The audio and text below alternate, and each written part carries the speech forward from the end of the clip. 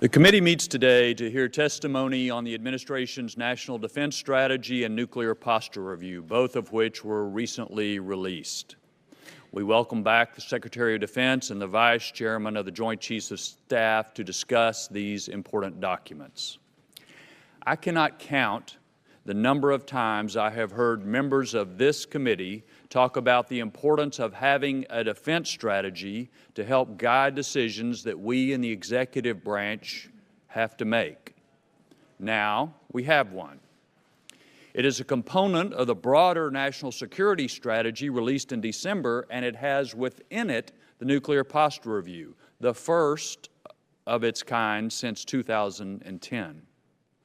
A lot has changed since 2010, and both documents come at a critical time.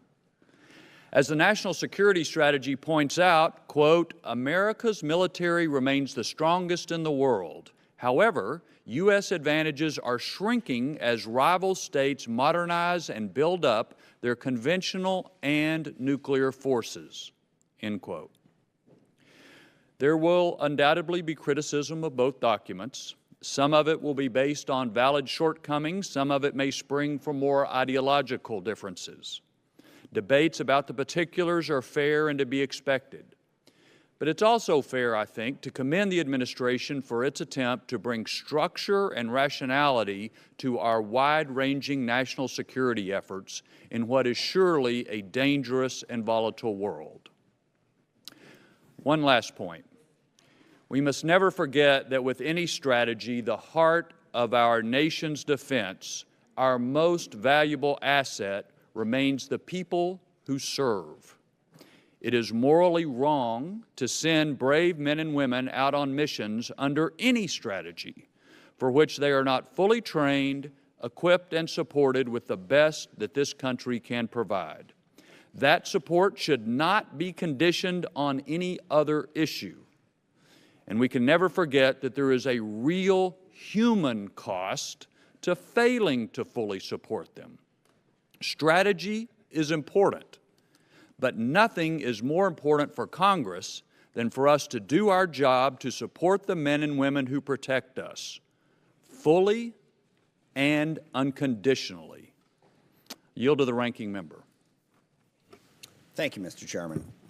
And thank you, Secretary Mattis, General Selva. I appreciate you both being here. And I very much appreciate the fact that, as the Chairman said, you've put out the national security strategy. That is obviously a crucially important step in figuring out how we put together our budget and how the Department of Defense does its job. And I'll start by agreeing with the last point that the Chairman made. I think it is the most important one, and that is whatever our strategy is, whatever it is that we tell the men and women who serve in our military, this is what we expect you to do. It is our paramount obligation to make sure that we fund that we don't have a situation where we give them so many tasks but not enough resources to train for them. I think we can, that is the definition of a hollow force, when we send them into battle unprepared to do what we told them to do. And unfortunately, due to a lot of the budgetary challenges that we've had in the last 6 or 7 years, that's been happening far too often, because we have lurched from continuing resolution to government shutdown to continuing resolution to sometimes an appropriations deal. It is very difficult for both of you and for your predecessors to plan what you're going to do when you don't know how much money you're going to have from 1 week to the next. I think that is a very significant problem. So I appreciate that the strategy is put together. My biggest concern is, does it match the amount of resources that we are likely to have to fund it? We are $21 trillion in debt and counting. The deficit last year was close to $700 billion, and it's going up, not down. So how do we make this fit? How does this work? And then you look at the broader picture, and we just cut taxes by what is going to amount to $2 trillion. The immediate short-term impact of that is that we are going to hit the debt ceiling sooner than we had expected to, because less revenue is coming into the Treasury. So we'll have to go ahead and do that. So in the face of a $21 trillion debt, $700 billion deficit, and all of the needs that the Chairman outlines, and your strategy lays it out, and I think in this committee certainly we all know the list. It's sort of up on the wall over there, minus Iran and the threat from radical Islamist extremisms. Those are the threats that we face, and how do we meet them? In the face of all of that, we decided to give away $2 trillion. And I could make an argument that in so doing, this Congress made a public policy decision that we were not going to fund defense at the levels that this committee thinks they should. We decided not to fund it, and then, okay, well, there's other places we can get the money. But the president has said he is not going to reform mandatory spending at all. The State of the Union address promised more money than I think I can possibly imagine. And as a side note, I think we ought to ban the State of the Union address. And I say that for Democrats and Republicans alike, because the main thing that it does is it gives the executive a chance to stand up there and promise things that are absolutely, utterly, and completely impossible to deliver. And then the American public comes to expect it and rightfully gets a little bit irritated when magic doesn't make it happen. And again, that's bipartisan. Every State of the Union address I've seen since I've been here, I've walked out of there thinking, we don't have that money. What is he talking about? So we need to make improvements on that, to be sure. And I worry greatly about how this strategy is going to be implemented in the face of our debt and our deficits. And if interest rates go up, I mean, we've been incredibly lucky that we've been able to borrow all this money on the cheap. If interest rates go up to 3%, you can forget about all this stuff. And I don't blame that on the defense budget. I understand it's a piece of it. It's 17% of the budget. But our overall budget picture doesn't add up, and I worry that ultimately that will wind up costing the men and women who serve, costing our ability to give them the training and the equipment they need to carry out the missions that we all hear that we need. Last thing I'd say, and what I want to hear is, as I said, we have the list: China, Russia, North Korea, Iran, violent Islamist extremist groups. How do we confront those threats and protect our country? I just want to make a couple quick comments on that. There is a common thread between all of those threats, and that is a threat to representative democracy, freedom, and capitalism. All of those groups want to make the world safe, I guess, for autocratic dictatorships. Now, each one of them has a slightly different viewpoint on what that dictatorship should look like, but it is a fundamental threat to democracy and representative government. And I think we need to understand it in that context and push back comprehensively to try and create a world that is safe for freedom and democracy, because I think that is incredibly important in keeping a peaceful and prosperous world. And lastly, I am interested in hearing from you. We hear a lot from the military about what you don't have, about where we're not spending enough money, about the threats that we're not meeting.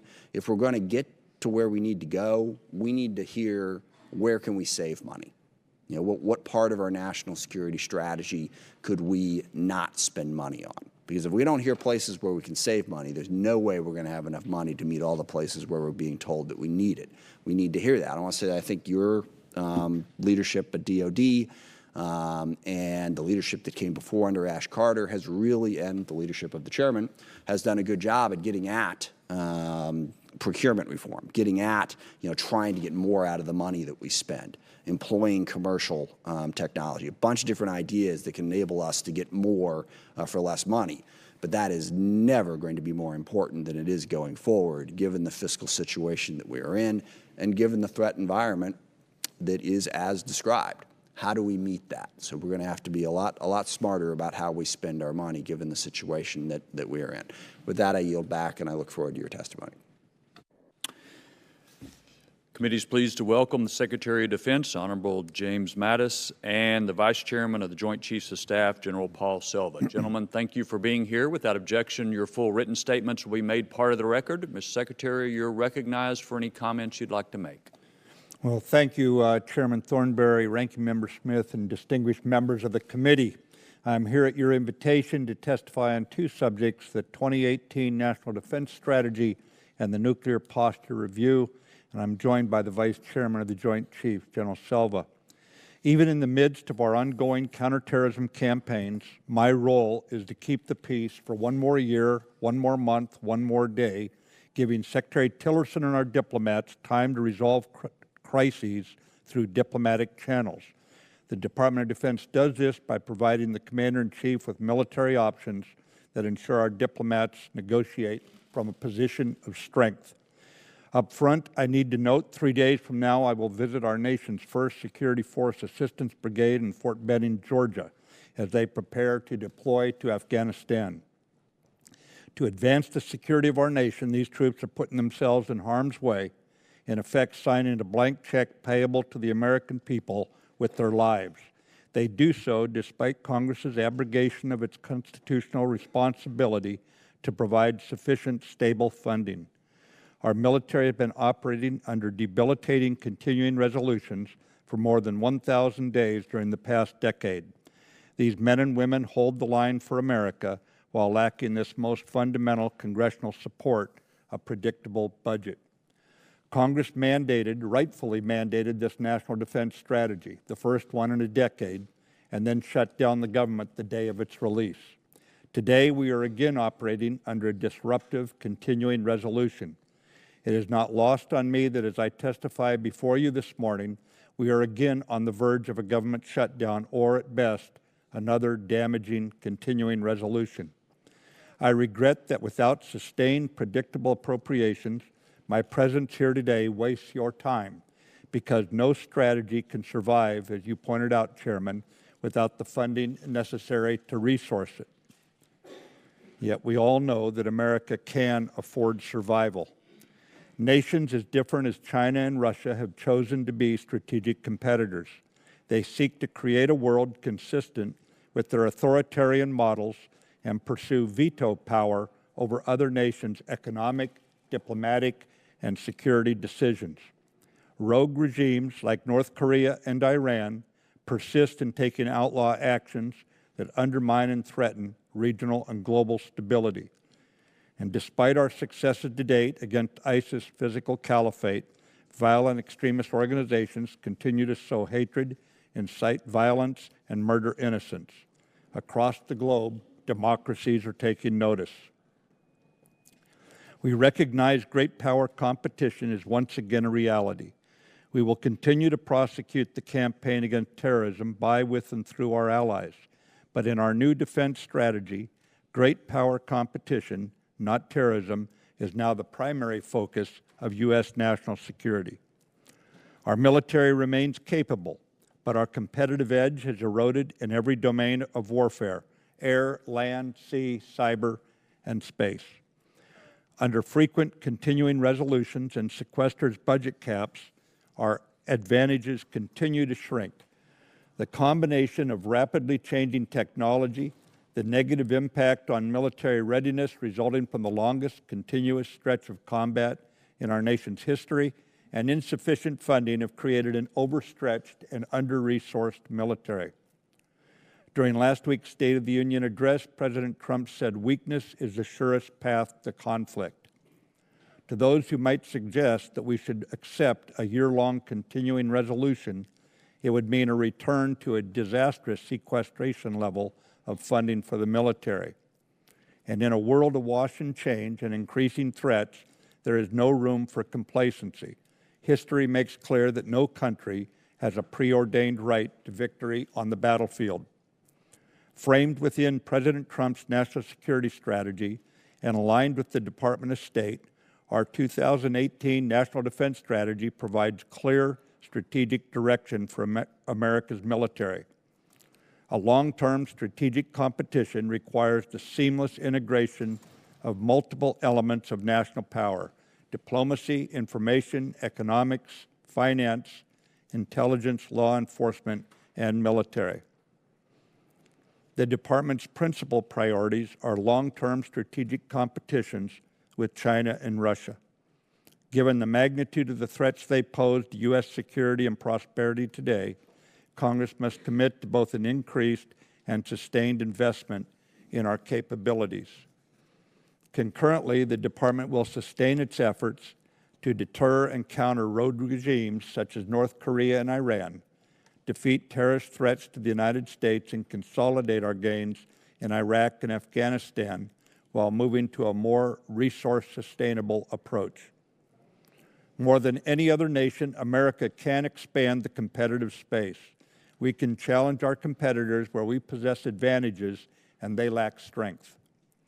To restore a competitive military edge, this defense strategy pursues three primary lines of effort: to build a more lethal force, to strengthen traditional alliances while building new partnerships, and reform the Department's business practices for performance and affordability. Our first line of effort emphasizes that everything we do must contribute to the lethality of our military. In war, an enemy will attack a perceived weakness. Therefore, we cannot adopt a single preclusive form of warfare. Rather, we must be able to fight across the spectrum of combat. This means the size and composition of our force matters. The nation must field a sufficient, capable force to deter conflict. If deterrence fails, we must win.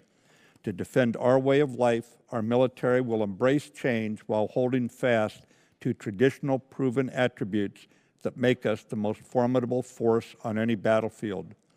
Those who would threaten America's experiment in democracy must know, if you threaten us, it will be your longest and worst day.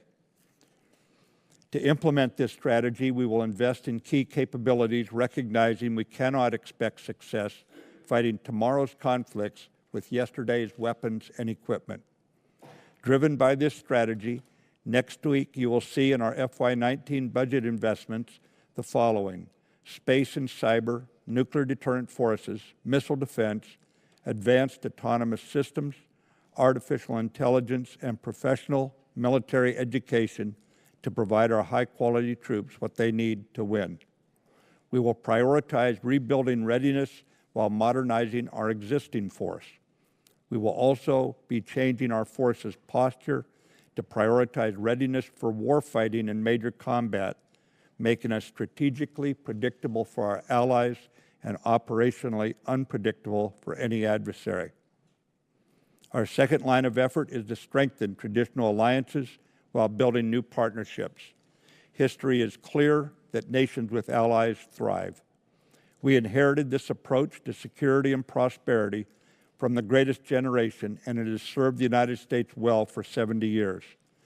Working by, with, and through allies who carry their fair share is a source of strength. Since the costly victory in World War II, Americans have carried a disproportionate share of the global defense burden while others recovered. Today, the growing economic strength of allies and partners has enabled them to step up, as demonstrated by more than 70 nations and international organizations participating in the Defeat ISIS campaign, and again in the 40-some nations standing shoulder to shoulder in NATO's Resolute Support mission in Afghanistan. Most NATO allies are also increasing their defense budgets, giving credence to the value of democracies standing together. Our third line of effort serves as the foundation for our military's competitive edge, reforming the business practices of the department to provide both solvency and security, and thereby gaining full benefit from every dollar spent. Every day we will earn the trust of Congress and the American people. We must be good stewards of the tax dollars entrusted to us. In this regard, we will deliver our department's full financial audit this year, because results and accountability matter. The first audit in DoD's history will reveal how we can be better stewards. The department is transitioning to a culture of performance and affordability that operates at the speed of relevance. We will prioritize speed of delivery, continuous adaptation, and frequent modular upgrades. With your critical support, we will shed outdated management and acquisition processes while adopting American industry's best practices. If current structures inhibit our pursuit of lethality, I expect my service secretaries and defense agency heads to consolidate, eliminate, and restructure to achieve the mission. One of the key elements of the 2018 National Defense Strategy is to ensure America's military provides a safe, secure, and effective nuclear deterrent. Last January, President Trump directed a nuclear posture review to ensure the United States nuclear deterrent is modern, robust, flexible, resilient, ready, and appropriately tailored to deter 21st century threats and reassure allies. I recently received a letter from senators concerned that the 2018 nuclear posture review would undermine decades of U.S. leadership on efforts to reduce and eventually eliminate the existential threat posed by nuclear weapons. To the contrary, the 2018 Nuclear Posture Review reaffirms the mutually reinforcing role of nuclear deterrence in a complex and dynamic security environment, while underscoring continued U.S. commitment to nonproliferation, to counter nuclear terrorism, and to arms control. Specifically, the review reflects the Department of Defense's strategic priority to maintain a safe and effective nuclear deterrent that will successfully deter nuclear and non-nuclear strategic attacks, assure our allies and partners, respond effectively should deterrence fail, and hedge against future uncertainties and dangers. The United States remains committed to its global leadership role to reduce the number of nuclear weapons and to fulfill existing treaty and arms control obligations, leadership that has reduced our nuclear weapons stockpile by over 85% from its Cold War high.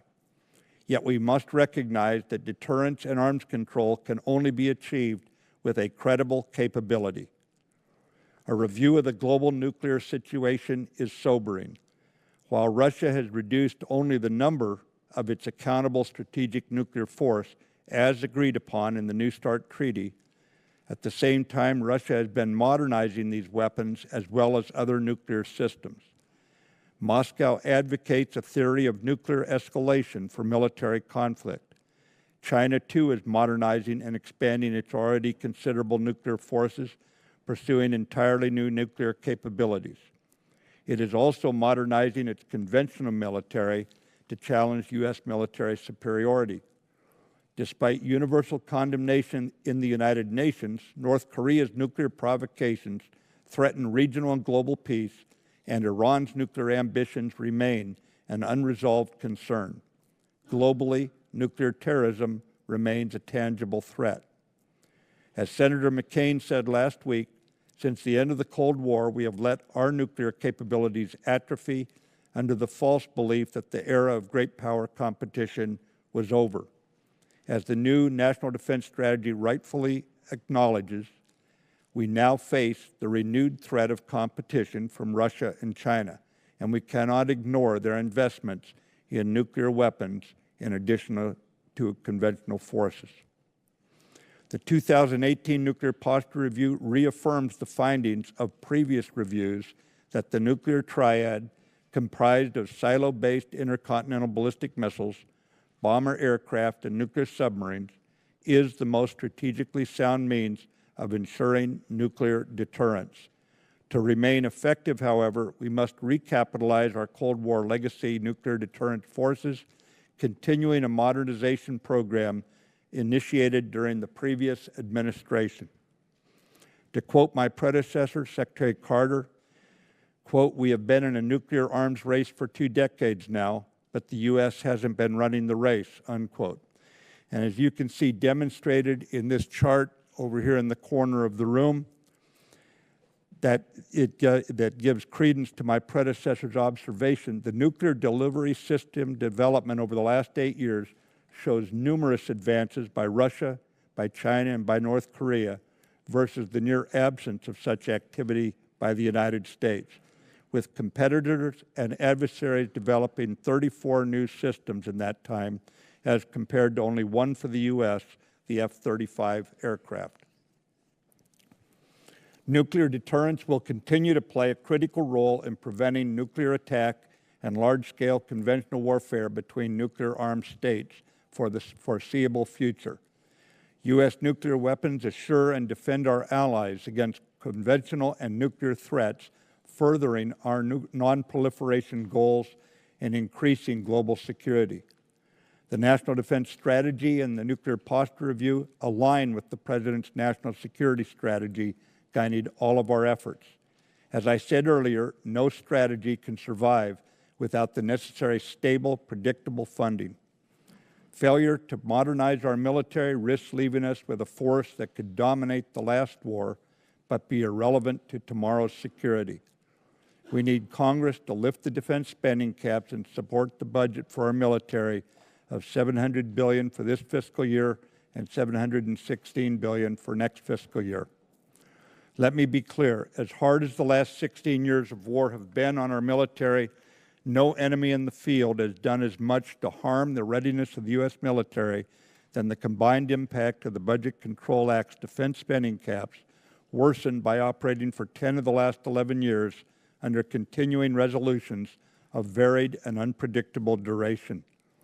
The Budget Control Act was purposely designed to be so injurious that it would force Congress to pass necessary budgets. It was never intended to be the solution.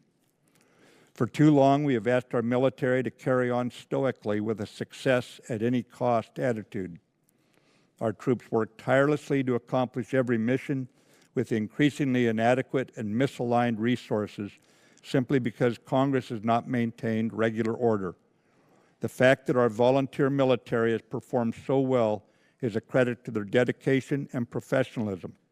We expect the men and women of our military to be faithful in their service, even when going in harm's way. We must also remain faithful to them. Chairman, as you said in January, if Congress does not come together to find a way to fund this strategy, Secretary Mattis must explicitly inform Congress and the American people of the consequences of failure. The consequences of not providing a budget are clear. Even though we are protecting ongoing operations from continuing resolution disruptions, each increment of funding in support of our partners in Afghanistan, Iraq, and Syria requires a 15-day congressional notification. My commanders in the field write to me for help in getting timely and predictable funds for their efforts as they work to execute our strategy against the enemy in the field. Additionally, should we stumble into a year-long continuing resolution, your military will not be able to provide pay for our troops by the end of the fiscal year. We will not recruit the 15,000 Army soldiers and 4,000 Air Force airmen required to fill critical manning shortfalls. We will not maintain our ships at sea with the proper balance between operations and time in port for maintenance. We will ground aircraft due to a lack of maintenance and spare parts.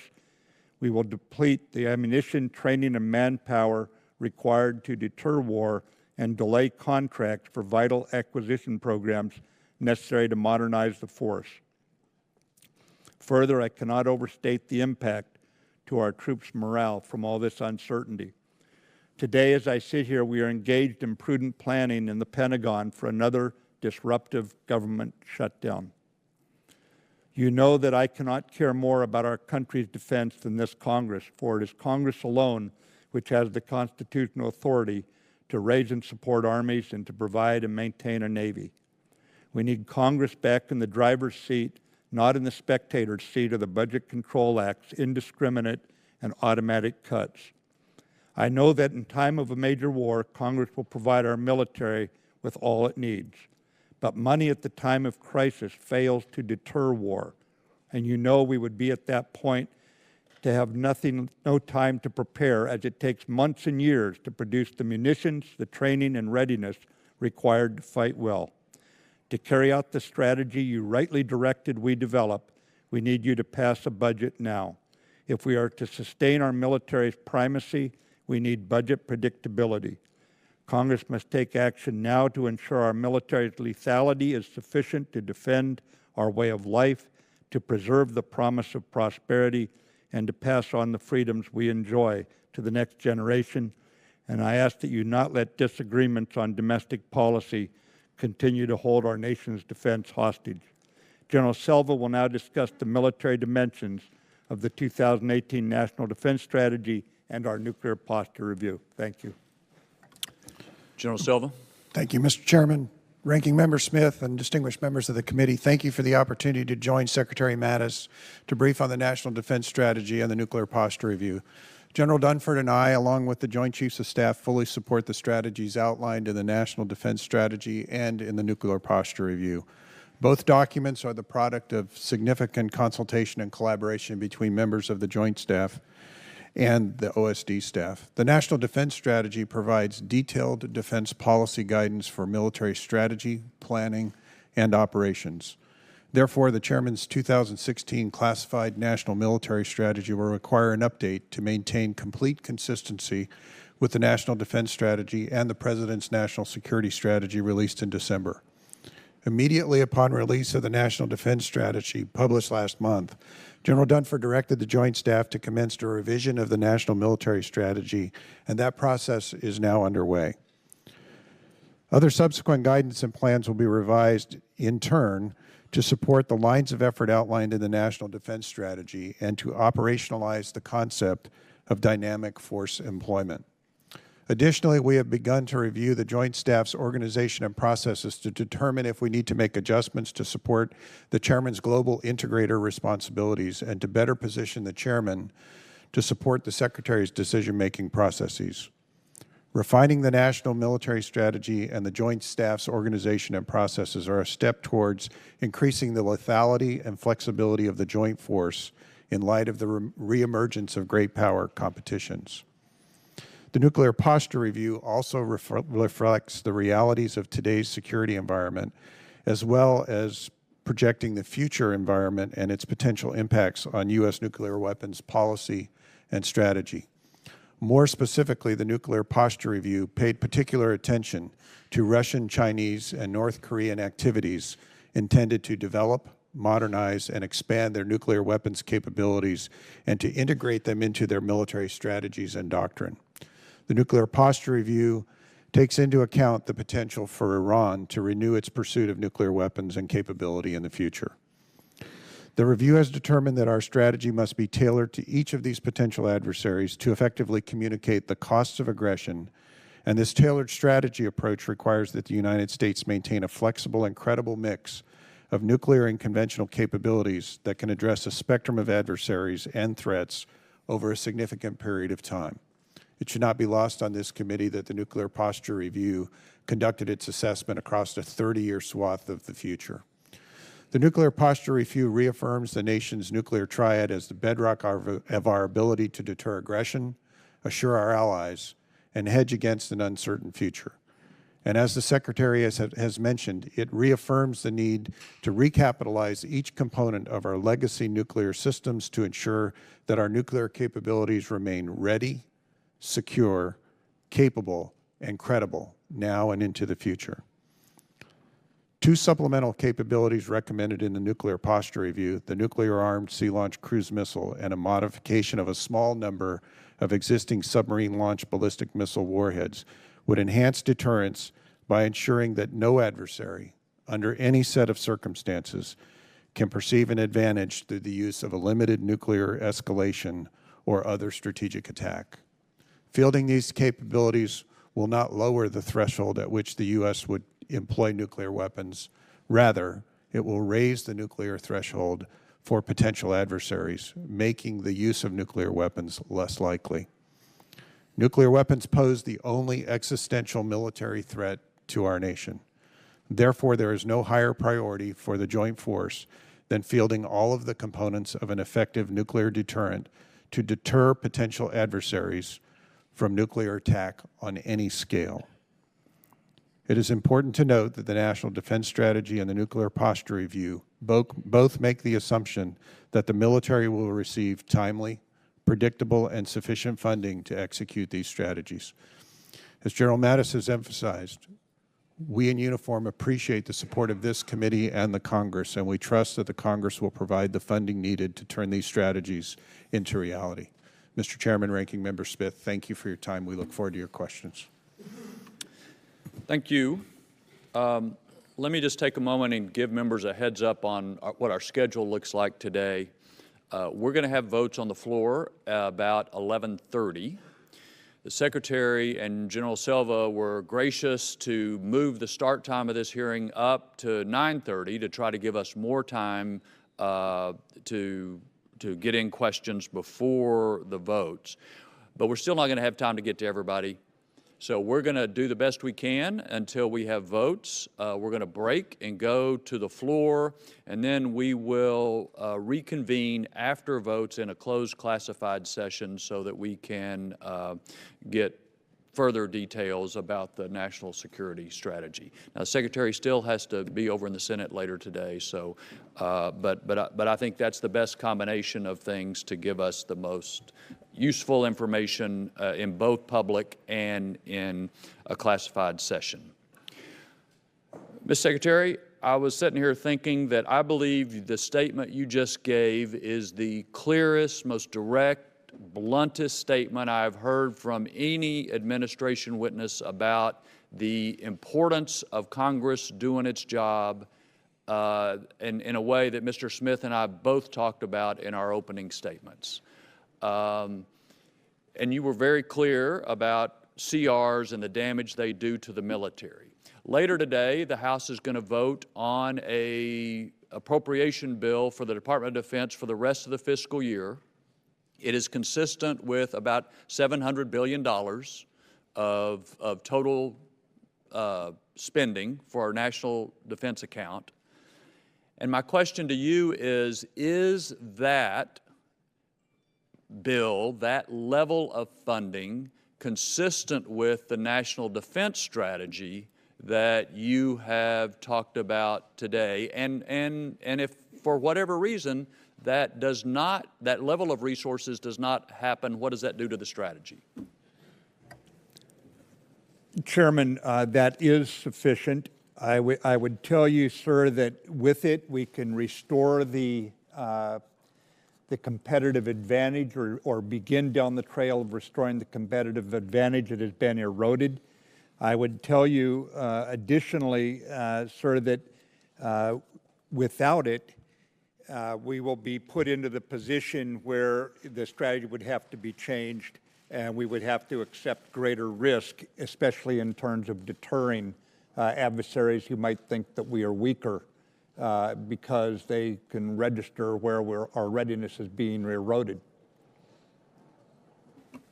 Okay. Let me just ask one other thing in the interest of time so we can get to other members. When you assumed this office, there was speculation, perhaps, that you were a skeptic on some aspects of our nuclear triad, our nuclear deterrence. You spent a year looking through it. The Nuclear Posture Review is the result of the study that you and the department have put into it. But can you just kind of tell us what, as you have looked at our nuclear deterrence, how has your thinking evolved? I mean, I don't know if you want to say if you were a skeptic or not at the beginning, but it looks like there was a change or at least some evolution. Why? I think that's a fair statement, Chairman. I was confident that when I received the waiver from the House and the Senate to go into this job that you expected me to exercise my judgment. I came in wanting to challenge just about everything. I wanted it to be proven to me that we needed to spend every cent, that every time we had a troop in harm's way, it was for the well-being of the American people. In this case, I looked at the triad piece by piece and the elements of each leg of the triad. I was especially attentive to the Intercontinental Ballistic Missile Force. After talking with a lot of people, visiting the missile fields, and doing a lot of study, I believe it is a stabilizing element that would be a strong deterrent to anyone who decided they wanted to employ nuclear weapons against us. There was another weapon system that I was concerned could be destabilizing, an air-launched cruise missile, or a cruise missile you can see over here on the chart that clearly Russia does not consider that destabilizing. Look at the number that they have developed and fielded. And as I put together, how do we keep us in a position where this is a nuclear deterrent? It's got to have those capabilities to be most persuasive. Deterrence is in the eye of the adversary. And that was the journey I embarked on. And it was a little rough on the staff and those who came in promoting it at first. But I think they were compelling by the time we were done. Thank you. Mr. Smith. Thank you, Mr. Chairman. I think you are quite correct that we have entered an era where great power rivalry is back on the table. Obviously, China and Russia have become more active in a variety of different ways. What disturbs me about the direction of this conversation is I don't believe that great power rivalry equals endless arms race. that basically whenever you have a great power rivalry, all that is involved is military power. You have to build as much as you can build, they have to build as much as they build, and it goes up and up and up and up and up. Would you agree, Mr. Secretary, that there are other important elements of dealing with great power rivalry, starting, for instance, with the State Department, with diplomacy, with the idea that dialogue between our adversaries, between us and our adversaries is important? Congressman Smith, I would agree 100%, and I would point out we are not developing, for example, nuclear torpedoes. Our nation is quite capable of developing new weapons, as you know, and unlike Russia, for example, we have chosen not to do that to give opportunity for our diplomats to do what you're recommending. My question is, deterrence is also your diplomatic stance. Deterrence is dialogue. And this is what concerns me is, yes, we have to be able to deter Russia and China from moving forward. But part of the way you deter them, particularly in the nuclear arena, is to have a dialogue, to do what Ronald Reagan did with Gorbachev and with others, and not just arms reduction, but at least have an open discussion so that you don't miscalculate. I mean, a lot of what we're building into here is we're assuming that the Russians, gosh, if we don't have low-yield nuclear weapons, then the Russians will think that they can get away with a low-yield nuclear strike. Part of the way that you make sure that they don't think that is you let them know. You have a dialogue. And I'm very concerned right now that we don't have much in the way of a dialogue with Russia or China. We did get something in the DOD bill that we passed this year that would mandate that happening, but we mandate a lot of things that the executive branch doesn't do. So we need to do that. But on the larger point, essentially what we're presented with, what the chairman has presented us with is we have to cut taxes massively, of course. So we've done that. And then we have to fund defense.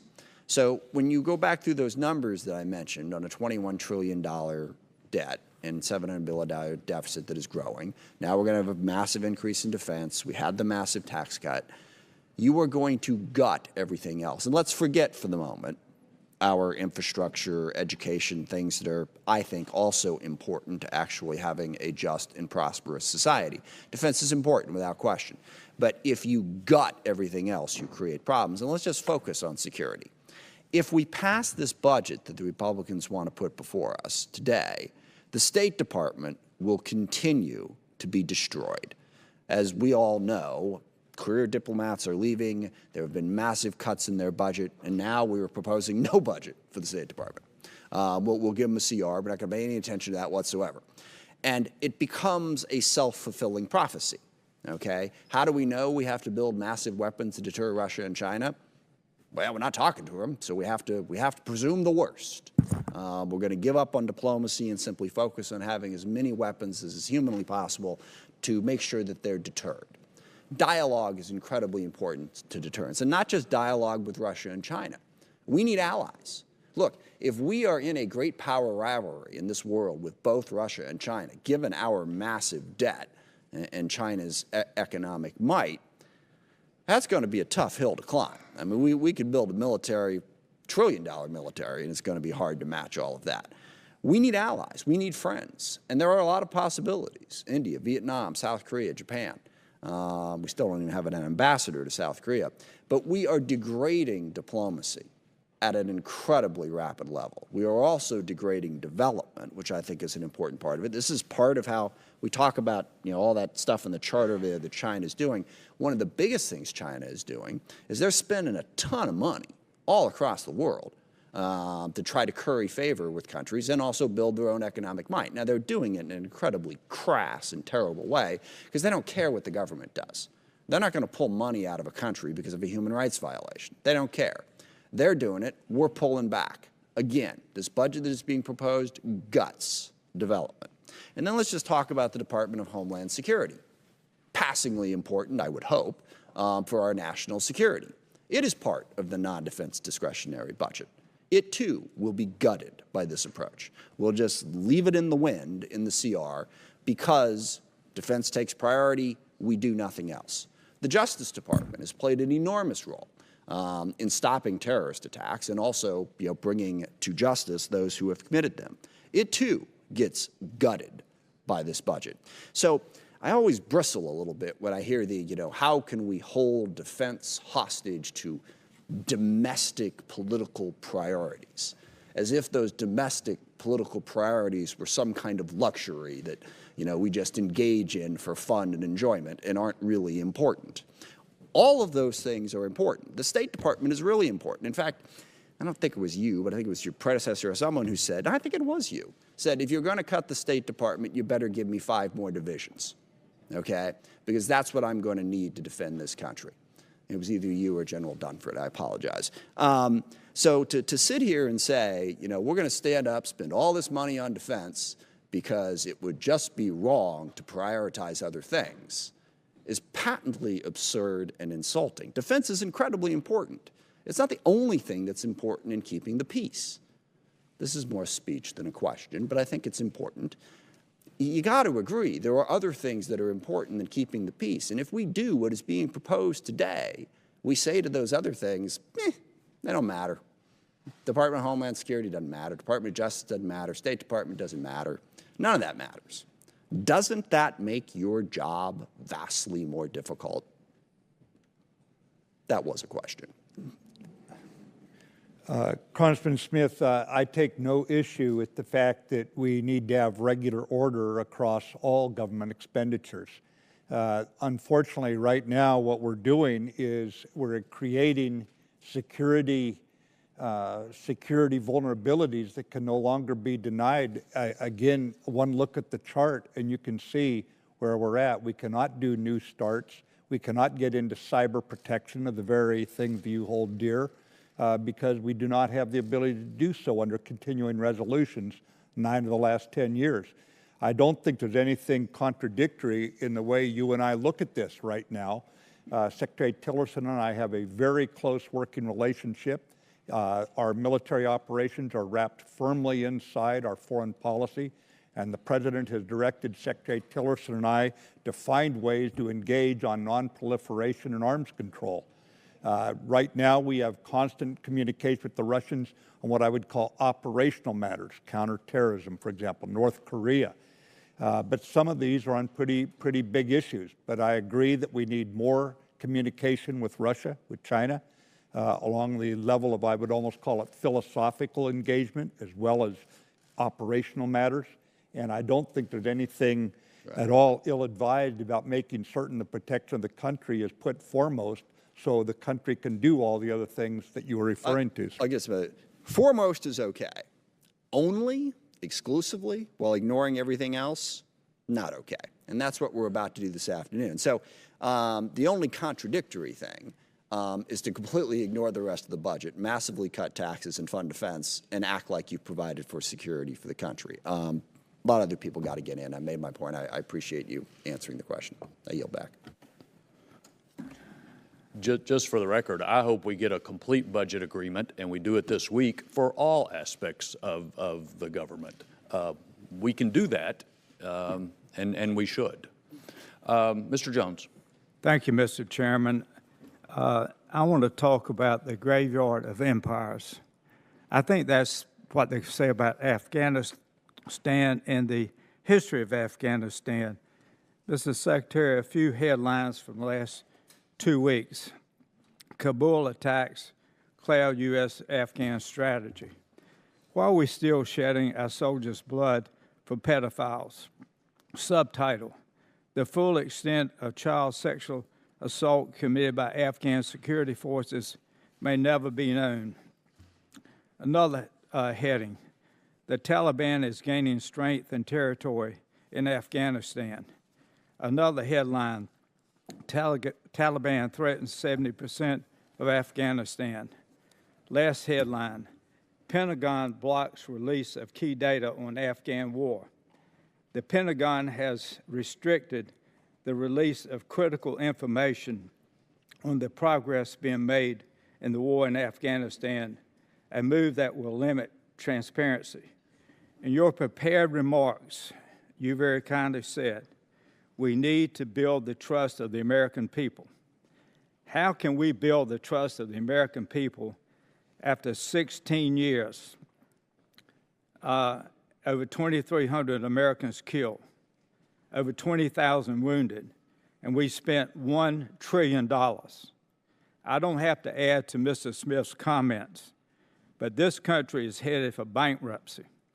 Mr. Trump campaigned. I have 30 of his comments and tweets. He was opposed to being in Afghanistan. He wanted to pull out. He was very critical of those who wanted to stay. We are now increasing the number of our troops in Afghanistan, and after 16 years, the American people have a right to know of the successes. Some of that, I'm sure, is classified information, which I can understand. But I also know that we're not getting the kind of information that we need to get to know what successes we're having. And after 16 years, I do not think we're having any successes. I would love to have a classified hearing. Maybe that'll happen in a couple of hours, and you would be able to tell us of some benchmarks that we have made after 16 years. A friend of yours is a friend of mine, the former Commandant of the Marine Corps, Chuck Krulak. He has been my unofficial advisor on Afghanistan for 5 years. Previous Secretary of Defenses have gotten questions that he asked me to ask during hearings like this one. Not today did I get that from him. But 3 or 4 months ago, when you talked about increasing the number of troops in Afghanistan, he sent me a 5-paragraph email. I'm certainly only going to read one sentence, and then I want to ask you the question. No one has ever conquered Afghanistan, and many have tried. We will join the list of nations that have tried and failed.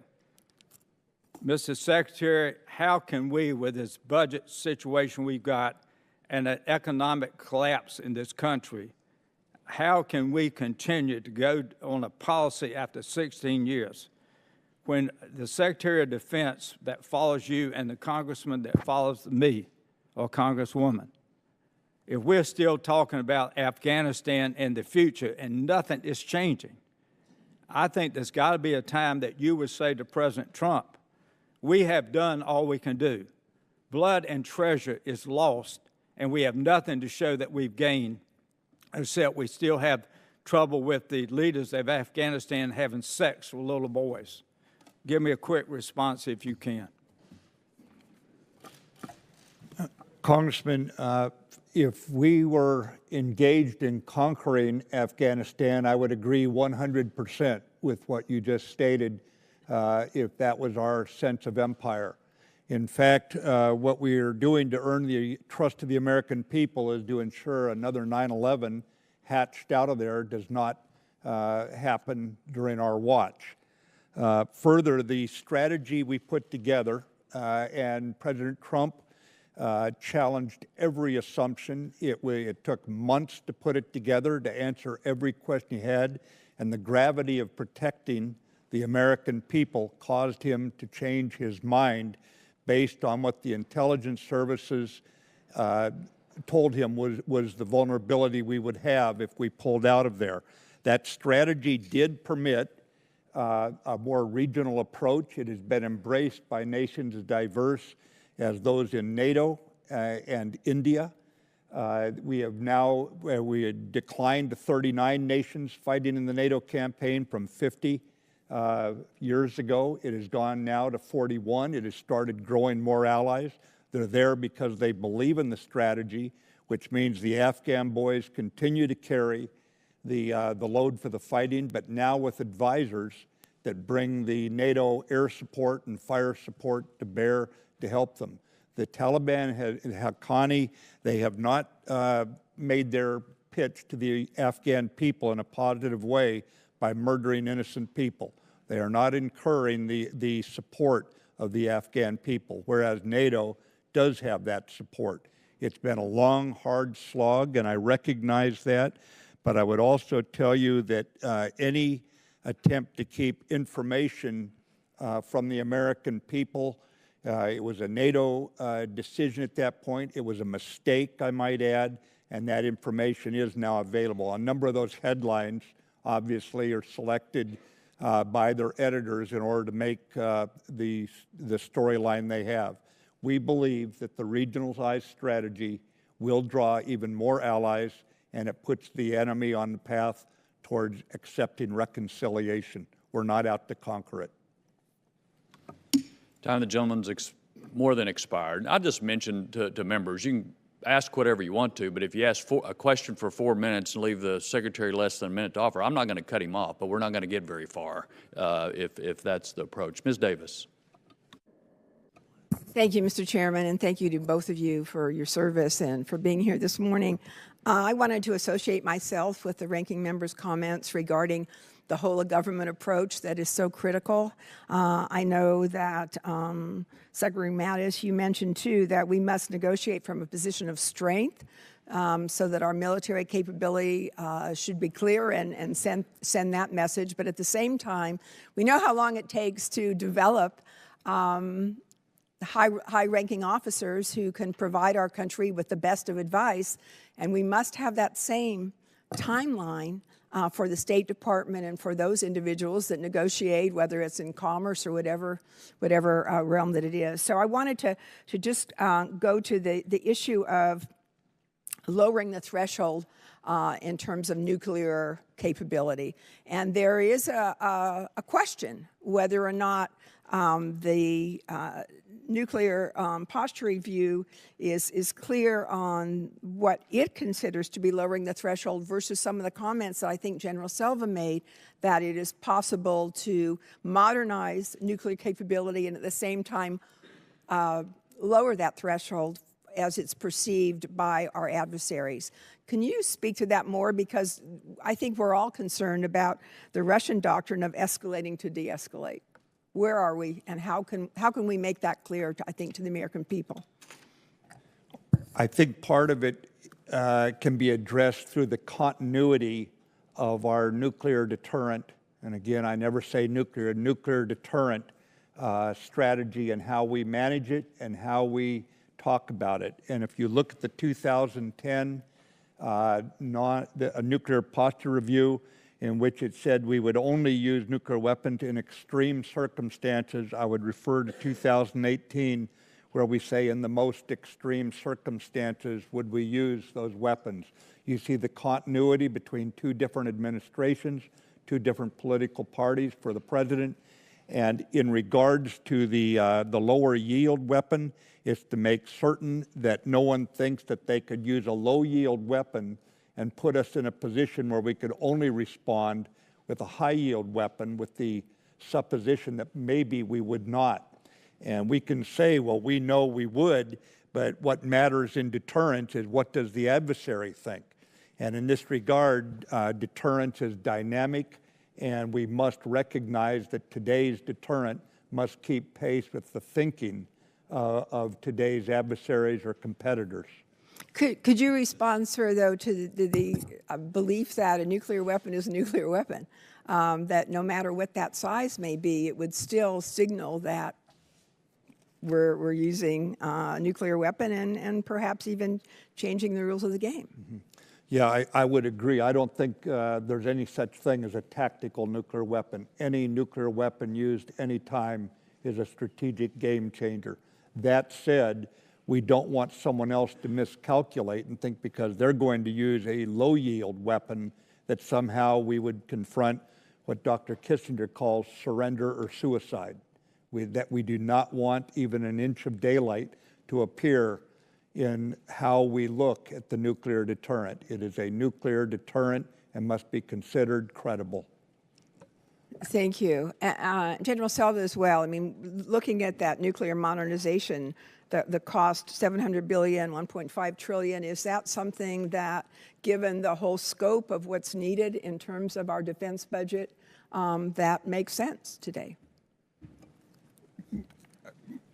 My response is yes, it does make sense. It makes sense in the context that we're talking across about a 40-year time span, the cost of about $700 million to modernize the three legs of the triad, to make available to future secretaries of defense and commanders-in-chief a credible, secure, reliable nuclear triad that allows those individuals 20 or 30 years into the future to be able to tailor strategic responses as well as support the possibility of negotiating away entire types and classes of weapons. That process will have to continue over a long time span.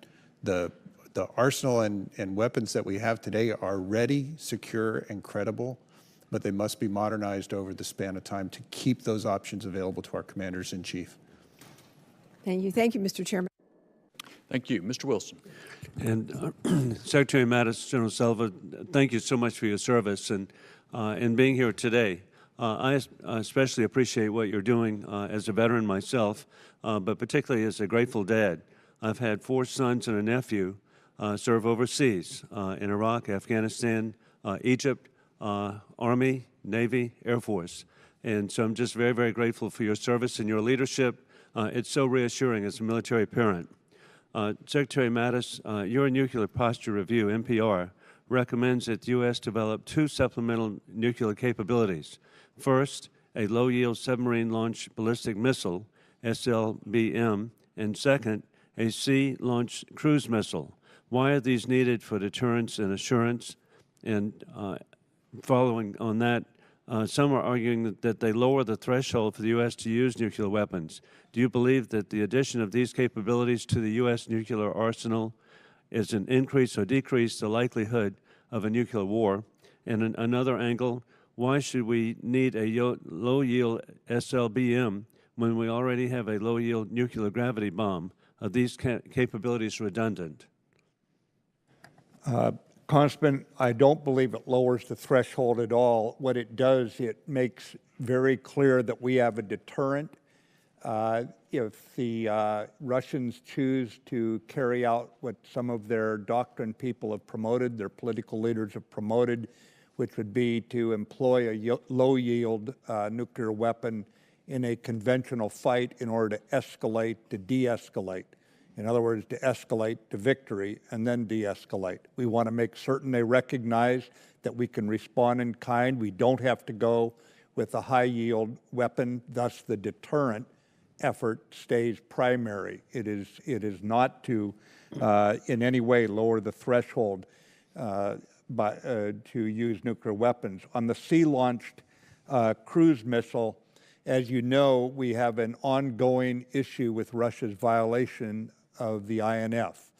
I want to make certain that our negotiators have something to negotiate with, that we want Russia back into compliance. We do not want to forego the INF, but at the same time, we have options if Russia continues to go down this path. So the idea is, once again, to keep our negotiators negotiating from a position of strength. I don't believe you can go into a negotiation and try to get something for nothing. I don't think the Russians would be willing to give up something to gain nothing from us in terms of reduction. Well, if there's any negotiation, I certainly have faith in your capabilities, and we look forward to working with you. Another issue that's so important, and Mr. Secretary, that needs to be restated over and over, you referenced it in your opening statement, but is there any stronger indication of Congress's resolve, any action with better deterrent value to peer competitors than repealing the Budget Control Act sequestration and supporting our military with adequate and reliable funding? No, there is not, Congressman. The U.S. Congress speaks for the American people. I would probably send the most stabilizing and sobering message that this democracy will stand up for itself. And an issue that Chairman Thornberry has been leading on is to address our readiness issue. As we're here just 2 days from another government shutdown, can you tell, in your view, if Congress does not do its part to turn this crisis around, can we expect to see further impacts to the military? Should we anticipate more accidents, tragic accidents, as we saw in the Pacific this year with the Fitzgerald and McCain? Congressman, we are doing everything possible to avoid any such repeats of those accidents. However, there are a number of areas where when time is lost, if you have pilots who are not taking in their flying time now, 5 years from now, when they're majors or they're lieutenant colonels, they will not have the level of expertise we would expect because they did not get the opportunity that they lost during continuing resolutions or during budget shutdowns, governmental shutdowns. It impacts us. And so it's not like we maintain even the status quo if we go into one of these kind of situations yet again. We actually lose ground, and I can go on for a number of examples in all the forces. Thank both of you for your service. Mr. Langeman. Thank you, Mr. Chairman, Mr. Secretary, and General Selva, thank you for your service and for your testimony here today. I also want to associate myself with the comments of the ranking member when it comes to taking a whole-of-government approach to funding our national security priorities as well. But I want to turn to another aspect of a security challenge that faces our country today. Mr. Secretary, it's an accepted fact that our planet's climate is changing. You acknowledged this yourself to our committee, and you've shown leadership in this regard, submitting at your confirmation hearing that you will, and I quote, ensure that the Department continues to be prepared to conduct operations today and in the future, and that we are prepared to address the effects of a changing climate on our threat assessments, resources, and readiness. And I want to commend you for those statements. However, both the President's national security strategy and the Department's national defense strategy fail to note climate change as a threat. I'm perplexed by that, and certainly ask why was that omitted. But as these changes occur, how will you ensure the Department is prepared to respond? What steps will the Department take to mitigate the challenges of a changing land and seascape to ensure America's mission resiliency and assurance? Congressman, on a military level, every base we have has what we call extreme weather plans. We acknowledge any kind of environmental impacts from the weather, whether it be drainage systems or whatever we need in order to keep that base operating, whether it be airfields, seaports, marshaling bases for deployment, that sort of thing. This is a normal part of what the military does, and under any strategy, it is part and parcel. Well, I still find it perplexing that it was left out of the national defense strategy. General Selva, let me turn to part of your testimony. I might take issue just with one part of it, where you say nuclear weapons pose the only existential military threat to our nation. I would add cyber weapons as also posing an existential and asymmetric threat to our nation as well. In your assessment, both to you and to the Secretary, how well resourced and trained are our forces to deal with the threats of cybersecurity? Congressman, we've established U.S. Cyber Command as the bulwark for the military networks that we operate on in order to be able to defend the nation. Cybercom, in consultation and collaboration with the National Security Administration, also provides for some of the cybersecurity for critical infrastructure and industries around the country. My point in saying that nuclear weapons represent the only military existential threat is that they would be used uniquely for military purposes to threaten us and cause us to capitulate or surrender in the face of a military threat. There's no question that cyber is an asymmetric capability, and this nation has vulnerabilities both in critical infrastructure as well as civilian infrastructure, and we will continue to do the work of normalizing our ability to defend those and provide the kinds of advice we can through the National Security Agency as well as Department of Justice and Department of Homeland Security to defend those networks. Do you feel that our training is meeting expectations as to where we need to be at this time to deal with our cyber challenges? Sir, collaboration between both the military capabilities to defend our networks and Department of Homeland Security, Justice, and NSA to defend national networks. The training is as good as we can possibly make it, and we're reacting to the threats that we can see. Okay.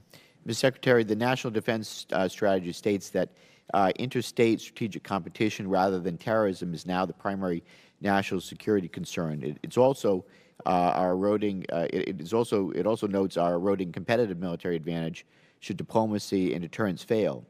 While I agree that we must increase our military edge in the event of future conflict, today our competitors are launching political, economic, information, and cyber operations targeting us. Where do you believe we are with respect to our competitive advantage in these types of activities that do not rise to the level of armed conflict? To what extent do you feel we should be prepared to increase our proficiency in these areas? Yeah, it's a great question, sir, because this was what I was alluding to when I mentioned that we have the potential to enlarge the competitive space, and it's right into the areas you're talking about. We have to remember we are a revolutionary act, this country, the kind of democracy that we stand for.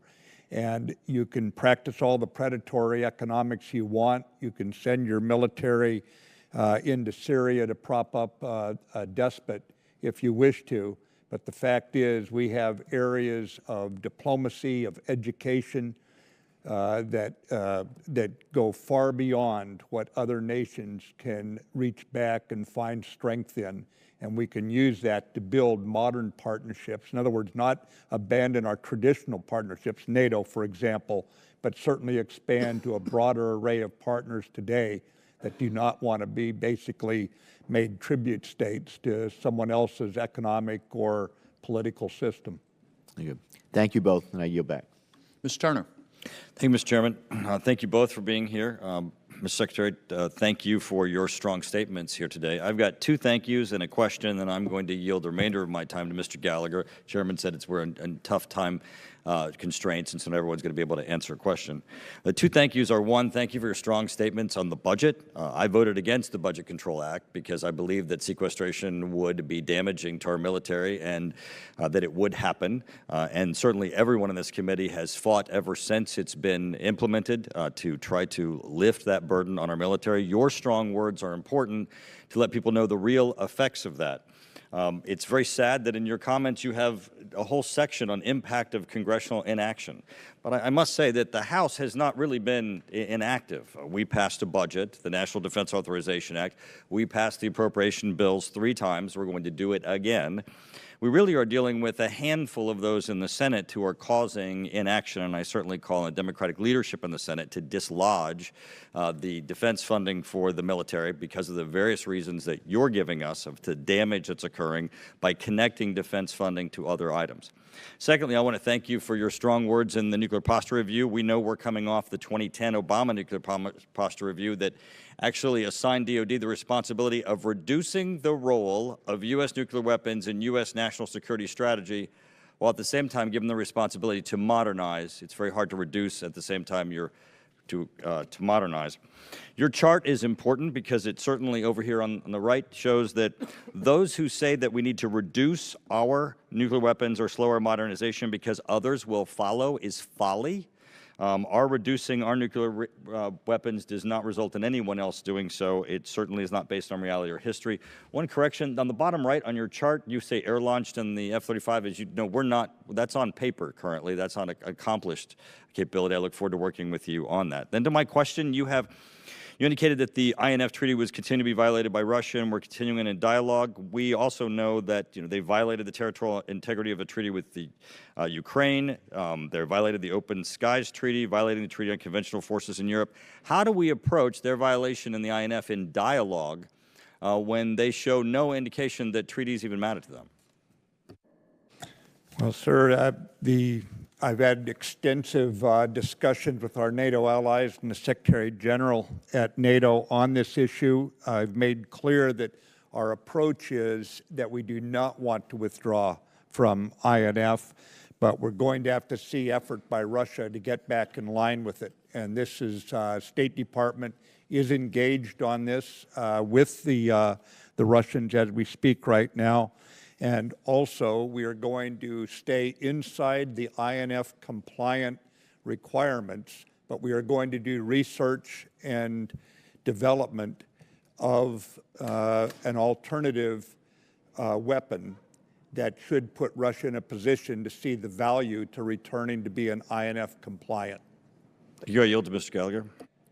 Thank you, Chairman Turman. Thank you, Mr. Secretary, for your tough words today and for your hard work on the National Defense Strategy, particularly its focus on great power competition. As we try to operationalize that new focus, I'm particularly interested in some of the second-order consequences where we might need to shift our thinking in order to stay ahead of our competitors. And you recently endorsed the Foreign Investment Risk Review Modernization Act, and you've talked about China's pursuit of veto authority over other nations' economic decisions. Why, in your view, is this legislation and a hard look at CFIUS needed?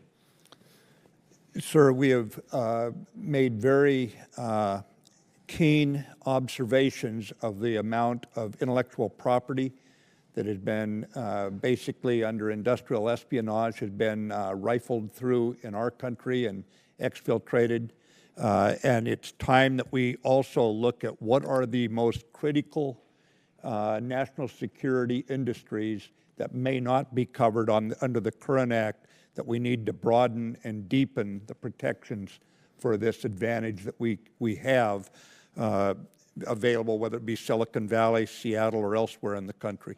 And then can I quickly ask General Selva, what concerns do you have from a military advice perspective on our ability to protect DoD's supply chain, critical technology, and our industrial base, given current tools, practices, and authorities? Thank you, Congressman. The supply chain and the industrial base speak directly to the timeliness of CFIUS actions in our ability to control who invests in those key capabilities that allow us to supply, train, and deploy our military forces. So the notion that we wouldn't pay attention to who's investing in the companies that actually allow us to move and mobilize our force is folly. So the refinement and renewal of the powers within the CFIUS capabilities to determine who is doing that, investing in for what reason, put us in a position of being able to understand the potential vulnerabilities of those investments. Thank you both. My time has expired. Mr. Larson. Thank you, Mr. Chairman. Mr. Secretary, I couldn't help but notice in the response to a question earlier, you said that I think I heard you say that we need SLCM and the SLBM in order to have democracy stand up for itself. I think that's what your response was to a question. You're not suggesting that if any one of us don't support the development of SLCM or SLBM that we're not standing up for our democracy? That would never be the way I characterize someone's vote, sir. Thank you. So you also argued that in the nuclear posture review, it provides I think it was SLCM provides a bargaining chip in dealing with the INF treaty violations of the Russians. Is that, did I get that correct? That's correct, Yeah, okay. Congressman. Is it a logical extension then that if we saw a change in Russian behavior, the administration would stop the development of the either one or both? I don't want to say in advance of a negotiation and undercut our negotiators' position what we would or would not do. The point I would make is that deterrence is dynamic. We have to deal with it as it stands today, as we see it on the chart. And in that regard, I believe that we have to give our negotiators something with which to negotiate. Do you have any indication there would be a change in Russian behavior with the development of either one of these? I can only tell you that we go into this with capabilities to make certain the Russians understand that we have a capability, in a deterrent capability, and it's based on not just the two nations, but the broader deterrent portfolio as well. Sure. Does the U.S. currently have the ability to deliver a non-strategic nuclear weapon, a nuclear response without this investment? Do you have the ability, I'm sorry, do you have the ability to deliver that without this investment? Are you referring to a sea-launched cruise missile? No, I'm talking about the delivery of a non-strategic nuclear response. I would wouldn't be have to be a cautious sea-launched. about saying any nuclear weapon is non-strategic, sir. If you mean a low yield, yes, we do. And what's the difference between that capability and, say, a sea launch? The gravity bomb that is the low yield means the bomber would have to penetrate, but today air defense systems are altogether different than 10 or 20 years ago. And is there any investment going on in counter air defense to deal with that, or is this the is the development of a new capability the only solution? No, sir. We are certainly working on air defense penetration capability, but again, we have to deal with where we're at today. We are working on the issue. Yeah, it's kind of kind of the where we're at question gets to something I'm not going to bore you with the details because we'll probably get to it in subcommittee hearings, but the CBO estimate of now $1.2 trillion over 30 years, which I think the department would say, for the nuclear modernization, which the department would say is only or merely 6.4% of the budget when it was much higher in the past. I don't know if that means the rest of the defense budget is out of control and this one's under control, or the fact that we don't really have an accounting of what that $1.2 trillion is, and that we are now looking at an NPR that presumes additional development of capabilities, which I presume would be on top of this current CBO estimate. You can maybe address that briefly, but we're going to have plenty of time over the next couple of months to explore that, the money question, which is a big concern of all of ours. Can you tell us about the assurance, since nuclear deterrence is partly an assurance of allies, can you tell us about the assurance a new low-yield nuclear weapon gives our allies, or any response from specifically our NATO allies at this point? Sir, we engaged in extensive consultation with our NATO allies. I was on the phone this morning with one of my counterparts, and she expressed the deep appreciation of her country for the amount of collaboration that went into the nuclear posture review. And so right now, I'd tell you the deterrence posture we have, and we have outlined in the posture review, has gained a great deal of support from our allies. Well, I get thanks for collaboration all the time, and people then work against me. So I'm just wondering, has NATO then yet taken a position, and I'll follow up with you later on that. Thanks a lot. Mr. Rogers. Thank you, Mr. Chairman, and thank you all for your attendance and your service to the country. The last nuclear posture review published 8 years ago said, quote, "Russia is not an enemy and is increasingly a partner," close quote. At that time, there were many of us on this committee who didn't believe that statement, and we certainly don't today. Russia continues to brazenly violate the INF Treaty, continues to conduct dangerous nuclear exercises directed against the United States, NATO allies, and regional partners, and continues a military occupation of sovereign Ukrainian territory. Finally, China clearly demands recognition as a regional gatekeeper and a global influence. With that backdrop, Secretary Mattis, how would you characterize the changes we've seen in global security environment since the 2010 NPR, and why do these changes matter, and how is your NPR recommending we adapt our nuclear posture and policies? Yes, sir. I believe what we've seen is that Russia and China, from, as you point out, Ukraine, to mucking around in our elections in the case of democratic elections in the case of Russia, to China's militarization of features in the South China Sea. We have seen them choose to become strategic competitors with us, vice what at one time we had hoped would be some level of partnership. Do you believe that the 6 or 7% of our defense budget that we are devoting to the nuclear enterprise is an adequate level of spending to fund our nation's #1 priority defense mission? I do believe it is, and I would point out that it's around 3.5% for many years, climbing to 6.5, 6.7 at its top percentage about 2029, we believe, and at that point it would go into a more measured maintenance of what we have built, the Columbia class, the B-21, this sort of thing, Congressman. Okay, thank you. With that, I yield back. Ms. Bardallo. Thank you, Mr. Chairman, Mr. Secretary, and General Selva. Thank you for your testimony. Mr. Secretary, in the National Defense Strategy, you noted that we are a resilient joint force in regards to our forward deployed forces. I am concerned regarding the U.S. Navy's ability to remain resilient during conflict with a peer adversary, specifically with depot-level ship repair capability in the Pacific. Now, in the Fleet Comprehensive Review, the Navy identified capacity issues at the ship repair facility in Yokosuka, Japan. The FY 2018 NDAA, Section 1047, requires the Secretary of the Navy to submit a report on the ship depot maintenance capability in the Western Pacific.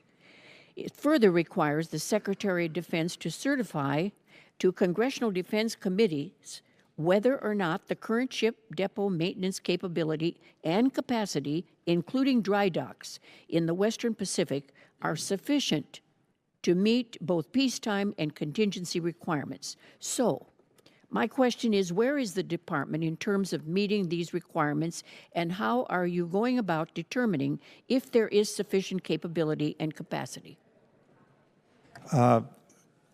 Congresswoman, where we're at right now is we're examining the sufficiency of it in terms of just raw capacity, the anticipated need if we go into conflict, and the distribution over a number of locations for obvious reasons. So right now, we are still in the assessment. We obviously know what we have right now, but whether it is sufficient for the future is where we are concentrating the study. And I'll make certain that Secretary of the Navy follows up on this as we get more mature in our output. Thank you, Mr. Secretary. The next question I have is that the people of Guam are proud to host the continued bomber presence and one leg of the nuclear triad with the recent addition of the B-2 and B-52 bombers. Considering the bomber presence and as the westernmost territory of the United States, Guam holds vital strategic bases, and I'm happy to see the department place a THAAD system to aid in its defense. However, in your strategy, you call for investment on layered missile defense from North Korean threats.